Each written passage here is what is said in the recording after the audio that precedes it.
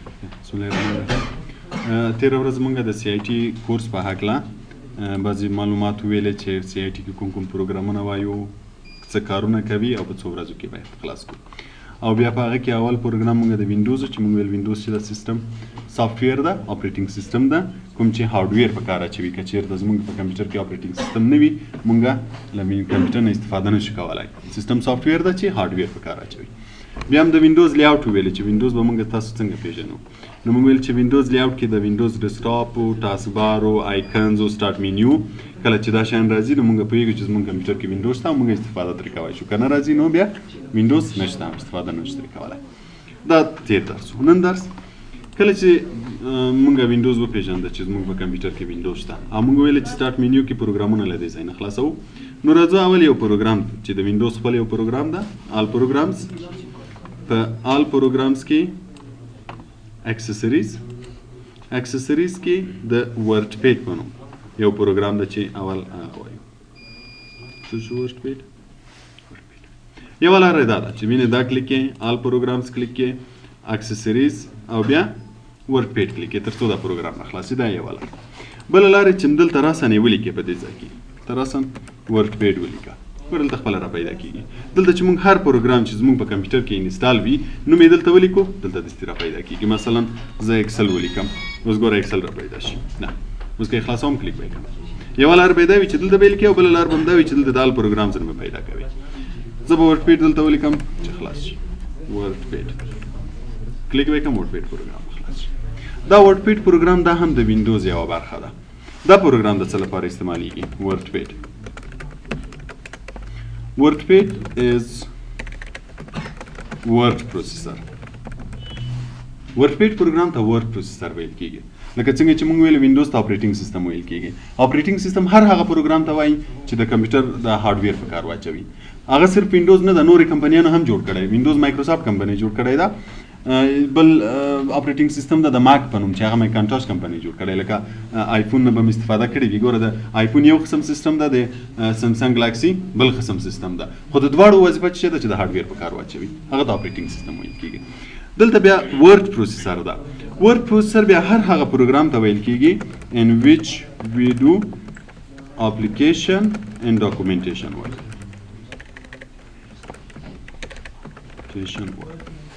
ورډ پروسیسر هر هغه پروګرام ته ویل کېږي په کوم کې چې موږ اپلیکیشن او ډاکومنټ جوړوای شو.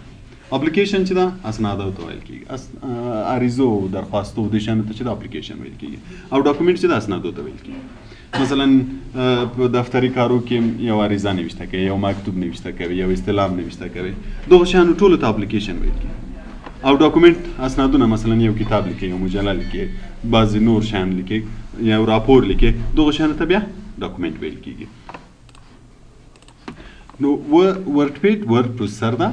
که یو څوک پوښتنه وکړي چې ورډ پیډ کې موږ څه کار کوو، نو موږ ورته وایو چې ورډ پیډ چې د ورډ پروسیسر ده، او ورډ پروسیسر کې موږ اپلیکیشن او ډاکومنټ جوړوای شو. هر هغه پروګرام چې ورډ پروسیسر وي په هغه کې به موږ دا کارونه کولی شو. نو زما په کمپیوټر کې وینډوز شته، زه اوس غواړم چې یو عریضه نوشته کړم، یو اپلیکیشن جوړ کړم، نو زه باید له کوم پروګرام نه استفاده وکړم؟ له ورډ پیډ نه باید استفاده وکړم. ورډ پیډ به څنګه پیژنو؟ لیاوټ اف ورډ پیډ. زه به څنګه پیژنم چې دا ما ورډ پیډ خلاص کړی دی؟ له چیش نه به پیژنو؟ له لیاوټ نه، له قوارې نه به پیژنو. نو په دې کې بیا اول ټایټل بار ده، د ورډ پیډ ټایټل بار. ټایټل عنوان ته وایي. اوس که وګورو د دې پروګرام نوم دلته لیکل شوی ده. د څه په نوم ده؟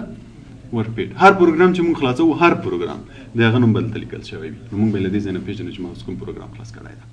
نو دغه لاین ته چې دا عنوان پکې لیکلی وي دې ته ټایټل بار وایي.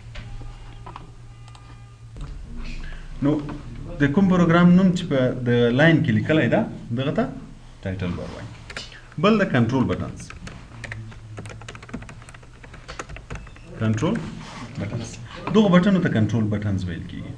دا که هر پروګرام کې وي دغه بټنو ته کنټرول بټن ویل کېږي. کارونه یې درته معلوم دی چې کلوز بټن پروګرام بندوي، منیمایز بټن چې کله موږ د پروګرام نه استفاده نه کوو کلیک کوو منیمایز کېږي، راځي دا ټاسک بار ته، او چې کله په کار شي بیرته کلیک کوو بیرته راښکاره کېږي. او دا سکرین منیمایز او مګزیمایز کوي. که غواړئ چې سکرین لږ وړوکی شي بیا له دغه ځایونو له دې کونجونه موږ بیا هم کولی شو چې کله کلیک ونیسو کولی شي چې هر څومره موږ وغواړو چې راته وښیي همغومره سکرین. خو که چېرته بیرته دا کلیک کوو بیا سکرین بیرته مګزیمایز کېږي، دا دی هغه په اندازه کېږي، سکرین په اندازه کېږي. دغو بټنانو ته کنټرول بټن پرس کیږي دا که په هر پروګرام کې وي. بل د مینیو بار دغه لاین ته مینیو بار ویل کیږي. د چې ګورار یو کلیک کوي آپشنونه یې جدا وي. دغه ته هوم مینیو ویل کیږي دغه ته ویو مینیو ویل کیږي. دا نوم چې بره هر څه نوشته وي دغه مینیو بیا په مغه نامه یادېږي نو دې ته هوم مینیو وایي او دې ته ویو مینیو وایي. بل د سټینډرډ بار د هغه لاندې بیا دغه ته سټینډرډ بار ویل کیږي. سټینډرډ بار بعضې آپشنونه دي چې وروسته یې وایو چې څه کارونه کوي. بل د رولر خو به تاسې مو پېژنئ خطکش چې د صفحې اندازه درته ښیي چې دومره فاصله چې ده دې ته مارجن وایي چې هغه اشیا چې ورته وایي چې دومره ځای ده که چېرته بیا موږ دا پرنټ کوو ګنډو یې که نه بیا دومره فاصله وګنډو نو خط به پکې بند پاتې کېږي نه له دغه طرف هم دومره فاصله لري له دې دغه فاصله درته کوي. موږ چې خط لیکو له دغه ځای نه ته دغه ځای پورې لیکلی شو. رولر موږ ته دا شیان ښیي. او بل د سټیټس بار دغه لاندې لاین ته بیا سټیټس بار وایي. دغه لاین کې په سټیټس بار کې ګوره موږ سره دلته فیصدي شته دې ته زوم وایي. که غواړې چې دا سکرین له غټ درته وښیي ګوره دا د جمع نشان چې کلیک کوې سکرین درته غټ کوي. منفي علامه چې کلیک کوې سکرین وړوکی کوي. دا یې غټوي نه صرف درته غټ یې ښکاره کوي. نو که چېرته مثلا بعضې خط لږ واړه لیکلي وي نو ته وایي چې لږ غټ راته ښکاره شي له دې ځای نه زوم کولی شي. خو نارمل یې څو فیصده ده 100% یې نارمل ده چې څومره په 100% کې ښکاره کېدو که چېرته موږ دغه خط پرنټ هم کوو همدومره به بیا راته ښکاري. او غټ نه پرنټېږي. اوس مثلا که زه دا زیات کړم دونه مې غټ کړو که نه چې زه دا پرنټوم دا دومره پرنټېږي نه پرنټېږي. نارمل څو فیصده ده 100%. نو تاسو به بیا همیشه 100% ګورئ چې کله پرنټوه نو یو 100% کوي چې پرنټېږي دومره په دغه اندازه باندې. صرف که د بعضې ځایونه غواړئ چې لږ غټ درته ښکاره شي نو بیا به موږ دلته زوم کوو تر څو غټ راته ښکاره شي. یا کله وخت موږ غواړو چې ټوله صفحه پوره راته ښکاره شي نو زوم آوټ کوم یې تر څو ماته ټوله صفحه پوره ښکاره شي چې ما په دې صفحه کې تر اوسه څومره غټ کړی. خو نارمل یې همیشه څو فیصده وي 100% وي چې 100% کې څومره ښکاره کېدو پرنټېږي هم هغومره. نو دغه لاین ته بیا سټیټس بار وایي. نو کله چې موږ یو پروګرام خلاصوو له څه نه به یې پېژنو له لیاوټ قوارې نه به یې پېژنو چې په هغه کې به یې اول عنوان ته ګوري چې د دې پروګرام چې ما خلاص کړی نوم یې څه شی ده کوم پروګرام ما خلاص کړی. پوه شوئ. نو ورډ پیډ څه کار کوي؟ ورډ پیډ ورډ پروسیسر ده او موږ کوم کارونه پکې کولی شو اپلیکیشن او ډاکومنټیشن پکې جوړولی شو. بیا راځو د کیبورډ بعضې بټنز سره چې باید ورسره بلد شو. شاید ورسره بلد به هم اوسئ. اوس ګوره موږ په کیبورډ کې له A نه تر Z پورې حروف لرو او د 1 نه تر 9 او 0 پورې بټن لرو چې هر یو غواړي لیکي چیرته لیکل کېږي دغه نشان چې چیرته وي دغه نشان ته کرسر وایي. دا چې هر چیرته وي خط همالته لیکل کېږي. اوس دغه ځای کې ده مثلا زه غواړم چې یو نوم ولیکم د حروفو نه لکه څنګه چې په موبایل کې چې میسج لیکو هم ګورم داسې یو نشان وي هغه نشان ته وینې کرسر وایي. نو دا چې هر چیرته وي خط همالته لیکل کېږي. اوس دلته ده که زه غواړم چې یو خط ولیکم ګورم دلته لیکل کېږي. که چېرته پاکوم مثلا زه غواړم چې دغه یا یو جمله یا یو لغات پاکم نو دا کرسر باید اول ته ورولم لکه څنګه چې موبایل کې ده دلته هماسې ده. مثلا زه غواړم چې دغه خط پاکم نو اول به دلته کلیک کوم دا د ماوس بټن ته کلیک وایي. کلیک به کوم کرسر همالته ځي. نو بیا ګوره بیک سپیس بټن لرو چې تر څو دا وهې هغه پاک شي نو بېرته به یې ضروري دې ته بیک سپیس وایي. که چېرته غواړم چې مثلا دلته ما یو جمله لیکلې دې نه را لاندې یو بله جمله ولیکم او کرسر لاندې راولم کرسر لاندې راوستلو لپاره بیا انټر. موبایل کې هم ګوره موږ داسې کله دویم لاین ته راځو نو انټر وایو دلته انټر وایي لاندې راشي. که بیرته غواړئ چې کرسر لاندې بره لاړ شي بیا وروسته په کلیک هم کولی شئ او په بیک سپیس هم کولی شئ چې بیک سپیس ووهئ بیرته بره لاړ شي او که انټر ووهئ بیرته به لاندې راشي. که چېرته د حروف لیکل هم همداسې اوس مثلا زه دا هر حروف چې لیکم چې کرسر چېرته وي همالته لیکل کېږي. پوه شوئ. بیا په کیبورډ کې موږ سره یو څو بټنه نور دي د شیفټ کنټرول او الټ په نوم باندې. شیفټ کنټرول الټ دې طرف ته هم شته دې طرف ته هم شته د کیبورډ دواړو طرفو ته شته. دا موږ د شارټکټ لپاره استفاده کوو چې وروسته بعضې کمانډونه وایو د هغو د شارټکټ لپاره بیا موږ له دې نه مثلا زه غواړم چې د دې رنګ بدل کړم بولډ یې کړم ایټالیک یې کړم نو دا کمانډونه ټول دلته شته. خو د اسانه لپاره چې موږ په اسانۍ سره هغه کار وکړو بیا شارټکټ نه بیا د کنټرول الټ شیفټ دو بټنونه استفاده کوو چې وروسته بیا بلد شي. نو دو بټنونو ته چې دا شیفټ کنټرول الټ دا د شارټکټ لپاره استفاده کېږي. بل دغه بټن د دې بټن نشان که وګورئ ګوره دا نشان او دا نشان یو شی ده فهم ده. دې ته وینډوز کی وایي. دا د دې لپاره ده که د سټارټ منیو راوستله کلیک کا سٹارټ منیو راځي دلته هم راوستای شي او دلته هم راوستای شي پوه شئ په دې باندې که بیرته راځو ورډ پیډ ته اوس که زه غواړم چې یو جمله غټه ولیکم مثلا دغه یو عنوان د زه غواړم چې دا لږ غټ ولیکل شي نو هر جمله یا هر لغت کې چې ته غواړې تغییرات راولې هغه جمله به سلیکټوې سلیکټ معنی انتخاب اوس زه مثلا غواړم چې دا جمله غټه شي نو زه باید دا سلیکټ کړم که چیرې سلیکټ نه کړم نو دا پروګرام پوهېږي نه چې کوم ځای ته غواړې چې تغییرات راولې نو بیا به سلیکټ اوس مثلا زه دا غواړم چې سلیکټ کړم سلیکټ هم په ماوس کوای شي او هم په کیبورډ کوای شي که په ماوس کوي اوس مثلا زه دا په ماوس سلیکټ کوم نو یا په دې سر کې یا په دې سر کې کلیک وکړه چې کرسر اول مانته لاړ شي اوس ګورل ما کلیک کوم کلیک ونیسه په کاشه کې تر څو دا سلیکټ شي یا مثلا که دلته وي کلیک ونیسه راکاشه کا کدی خواته یو کلیک ونیسه خواته کاش کا کا خواته د خواته راکاشه تر څو دا سلیکټ شي کله چې سلیکټ شو اوس تغییرات دلته راځي مثلا زه غواړم چې دا لږ غټه شي نو بیا به دغه چینج دی ته فونټ سایز وایي چې دا کرسر ور باندې راشي نو مې لیکل کېږي فونټ سایز اوس څو ده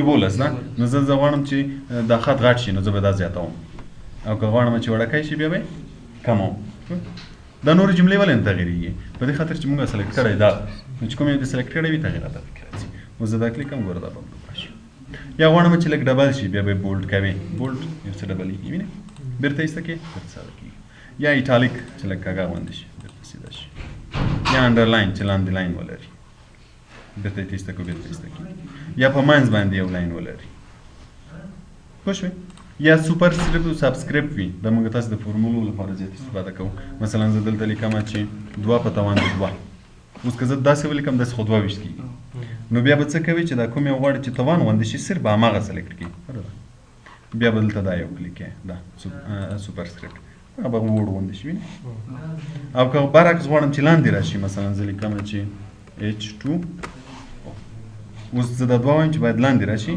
نو بیا به صرف دا 2 انتخاب کړي د ماوس په ذریعه کې که د کیبورډ په ذریعه کې بیا به دا یو کلیک کړي سبسکرپټ هغه به لاندې راشي نو دې ته سبسکرپټ وایي او دغه سوپر سکرپټ وایي بیا اوس ګوره دا جمله زه انتخابوم که غواړم چې د دې خط رنګ بدل شي نو بیا دلته دا فونټ کلر چې ده ټکسټ کلر دا یو به کلیک کړي که دغه یو کلیک کړي راسم دا ګوره دلته لاندې رنګ تور ده وینې نو دا بیا تور رنګ ورکوي تور خو تیار ده که بل رنګ ورکوي بیا به دغه بټن کلیک کوي دغه طرف کلیک کړه اوس مثلا زه وایم چې سور رنګ شي اوس ګوره سور رنګ یې واخیستو خو ښکاري نه ولې ښکاري نه په دې خاطر چې دا جمله انتخاب ده نو ته به یو بل خواته کلیک کړې تر څو د انتخاب ختم شي ګوره دې رنګ که بیا تغییرات راولې بیا یې سلیکټ کړه بیا اوس ګوره دلته سور رنګ راغی مخکې مې تور و یعنې که زه اوس دا جمله کلیک کوم او دغه طرف بټن کلیک نه کوم راسم دا کلیک کوم هم دا څه رقم کېږي سور کېږي که غواړم چې رنګ یې بدل شي مثلا دا بدلوم بیا بل ته دا کلیک کوم بل رنګ ورکوم مثلا دا ورې دا رنګ ورکوم اوس که دې خواته کلیک کوم دا به هماغه رنګ واخلي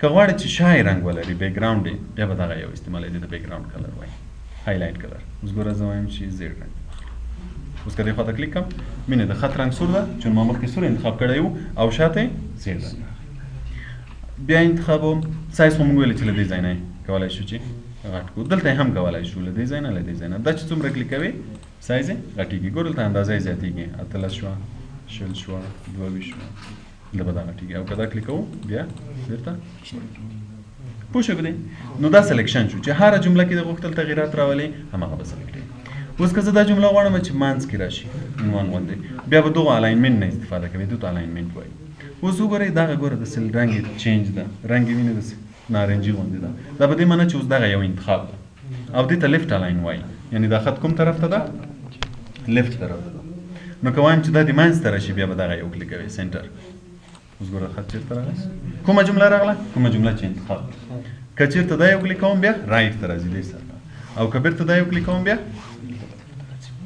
پوه شوئ مخکې ما دا بټن وویلی چې کنټرول شفټ دا چې دی شارټکټ لپاره دی اوس مثلا زه دا جمله غواړم چې الاینمنټ یې بدل کړم سنټر ته یې راولم یو خو دا لار شوه چې دا کلیک کړي اوس ګوره دې باندې کرسر کېږي دلته به څه شی لیکل شوي وي کنټرول پلس ای یعنې کنټرول بټن باید ونیسئ او ای ووهئ بیا به دغه کار انجام کېږي یا مثلا دا ګوره په دې کرسر کېږده د دې شارټکټ کنټرول آر ده یعنې کنټرول بټن باید نیولی اوس ګوره زه کنټرول نیسم ای وهم د دې الاینمنټ سنټر کېږي کنټرول نیسم آر وهم رایټ ته راځي کنټرول نیسم لیفټ وهم چېرته راځي نو وینې دا شارټکټ شو یا مثلا زه غواړم یو جمله انتخاب کوم دغه جمله زه انتخابوم د کیبورډ په ذریعه د ماوس په ذریعه نه نو اول کرسر وروله دغه ته ایرو کیز وای د څلور باندې چې کولای شي ګوره کرسر کدا وه لاندې راځي کدا وه بارځي د دې طرف ته ځي او دا دې طرف ته راځي نو یا کرسر دې طرف ته راولا یا هغه طرف ته راولا اوس مثلا ما دې طرف ته راوستو اوس شیفت ونیسه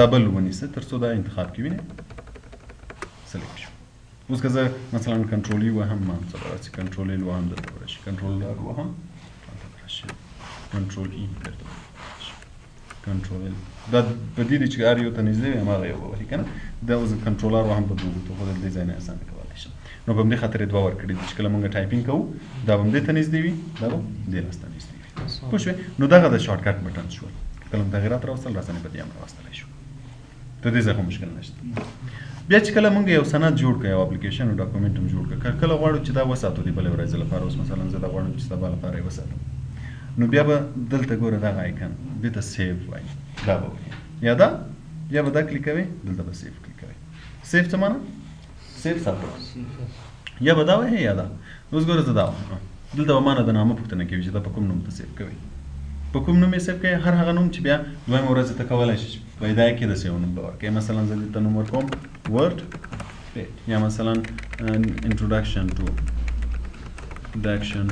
to word page دا اوس سیو کوم دا شی اوس وساتل شو نوم به چیرې ولیکل شي نوم به په دغه ځای کې ولیکل شي چې دا فایل په کوم نوم ثبت شوی ده وینئ introduction to word page دې طرف ته د پروګرام نوم لیکلی ده او دې طرف ته کوم فایل چې تا په کوم نوم ثبت کړی وي هماغه نوم به لیکلی وي که چېرته زه دا پروګرام بندوم بله ورځ یې خلاصوم دلته راغلم او یا مې ورډ پیډ ولیکو او یا د هغه څه خلاص کوم د دې ځای نه آل پروګرام او دلته اکسسریز ورډ پیډ خلاص لیکو اوس که زه هغه فایل راولم کوم چې ما مخکې جوړ کړی و سیف کړی مې و بیا به دا بټن وهې او دا ورې به اوپن کلیک کوئ اوپن مانه خلاصول کلیک یې کړه اوس به دلته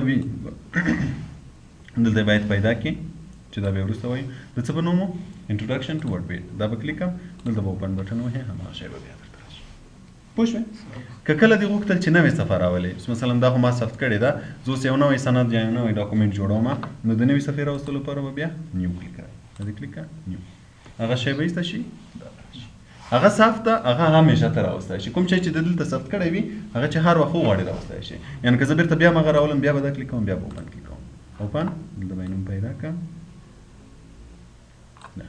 کلیک به یې کړم اوپن یا به دوه وارې کلیک به یې وکړې ډبل کلیک ورته وایي تر څو بېرته هماغه شی راشي پوه شوې تر دې نشته مشکل بس به ویم دومره